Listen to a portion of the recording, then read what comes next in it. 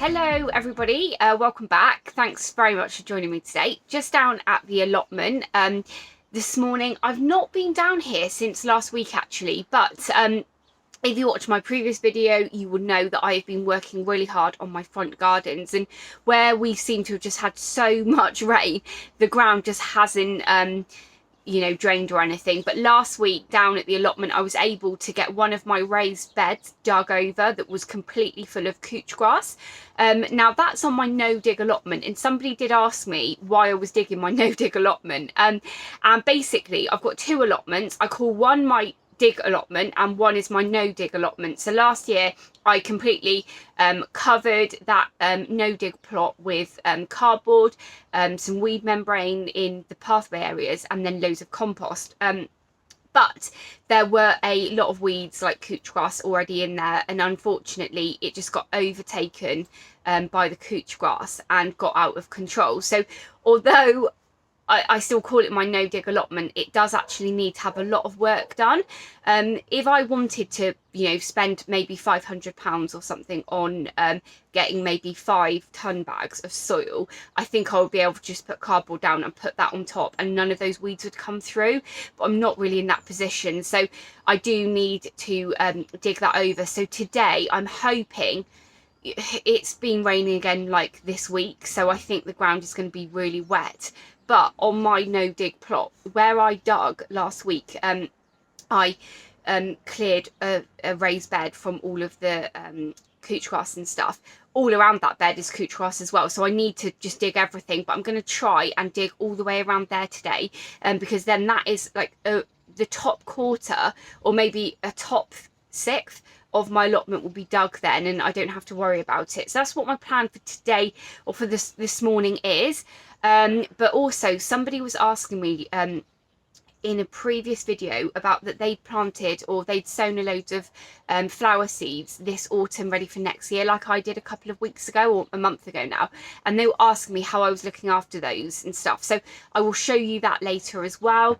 And hopefully, I always give myself way too many jobs in a day, but hopefully later this afternoon I can start working on my front garden again and trying to plan out where my first kind of the long border along the back of kind of in front of the rockery is going to go, because I ordered loads of bulbs. They've not come yet, but they will come. And if I'm not kind of ready with having a bed in place for them to go, they're not going to go in, and all that money's going to be wasted, and that's not going to be good. So yeah, busy day ahead. But first thing is getting over to my no dig plot. So this is the corner that I want to work on today and want to get it completely weeded over. This is just, as you can see, got lots of couch grass on. So I'm really hopeful that I can get a really good session on that. Here is the bed that I had weeded the other day, but you can see here now, I'm just looking, that it's still got so much grass in. And I mean, this is couch grass. If you don't know what couch grass is, basically it's got a really big kind of white root, and off of that root you get loads of grass growing. So there's a bit of grass there, and there is a bit of grass at the end. So there's maybe one bit like that, and you'll pull it and this much will come out. So yeah, it's a bit of a hard one, this one. But if I can get this bit dug today and completely weeded, if possible, I will be so pleased.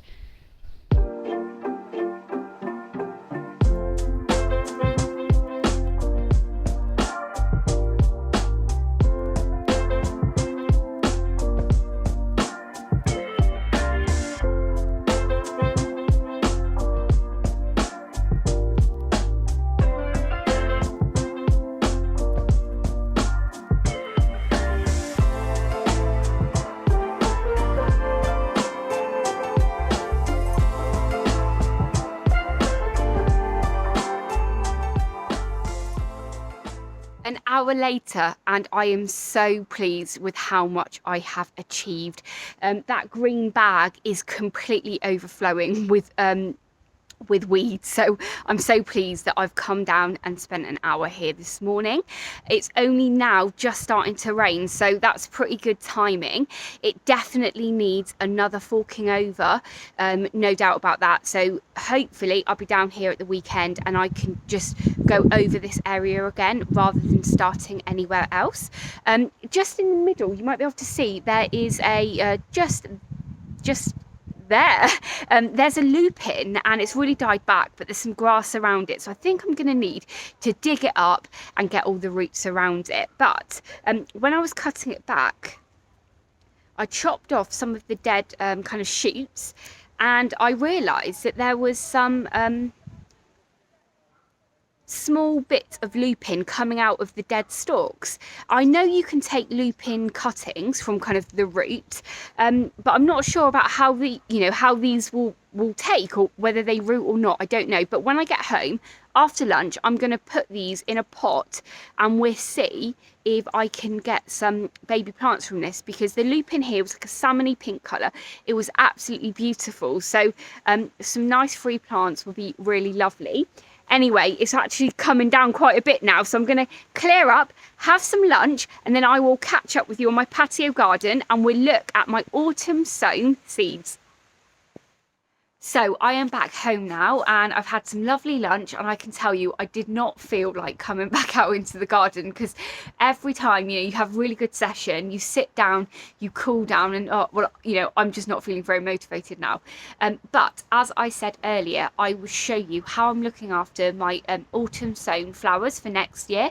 I'm really sorry, but I've forgotten the person's name who asked me if I'd be watering them over winter, but I thought I would just quickly show you how I'm looking after them. So firstly, I've been keeping all my seedlings in this little kind of greenhouse cold frame that I've got. And the reason being, although these are all perennials, they will happily go through a winter and are not going to die off. When they are so small, they are going to be so susceptible to being damaged by the rain and eaten by things. Slugs and snails now are starting to wander around and look for things to eat. And also, a lot of these seedlings, like this Aqualesia, they are very, very small. So, they're just not going to survive if they are out in the elements. Now, somebody, like I said, asked me if I was going to be watering these over winter. Now, if you keep things really wet and moist over winter, they're probably going to rot off. But obviously the flowers do need some moisture. So I have, since I planted these back, I think it was very late August, early September, I've only watered these once. So I'll show you now actually that you can see that they are damp, but they're not wet, so you can't have any kind of water sitting in the bottom because they're just going to rot off. But also another thing is you just need to keep an eye on is, I was having a look and you can see this one here has been nibbled, and like I said, at this time of year everything is starting to hunker down and wants to get out of the elements, and I think a slug's been in here, so I just need to have a quick look underneath, because slugs really like to kind of hide. They like to hide underneath your pots and stuff, so I'm just going to have a quick look now and just see. I can see already actually that there is a slug in here. Can you see? Just there. So I'm going to go through now and just make sure that there's no hiding slugs and everything, because we go to this trouble of sowing all of these and I don't want it to be food for the slugs and snails. So I've had a really quick look round and I've only found one slug underneath the lupins that I've got, but just keep an eye on them. And here are my hollyhocks, which seem to be doing really well, so I'm so excited about that. I think these are going to go so well in my front garden, but as you can see, they are quite damp and there's a little bit of water dripping off the bottom. So just make sure if you are overwintering these, if they're in a greenhouse, on a really nice day you give it some ventilation, and also nothing is sitting in water because they just won't do very well. So all I need to do is just make sure that I keep an eye on these every kind of couple of weeks, or maybe even every couple of days just for slugs, but that's not going to happen. But every couple of weeks just keep an eye on them over the winter and make sure they're not completely dry, because if they're completely dry, they will die.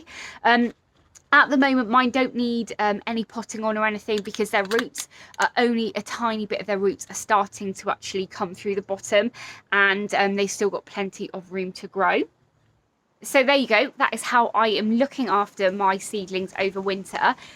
I'm so excited about these ones though. These are the lupines, and oh, I absolutely love lupines. I think they're my most favourite plant, and I have so many seedlings here, which I'm so excited about.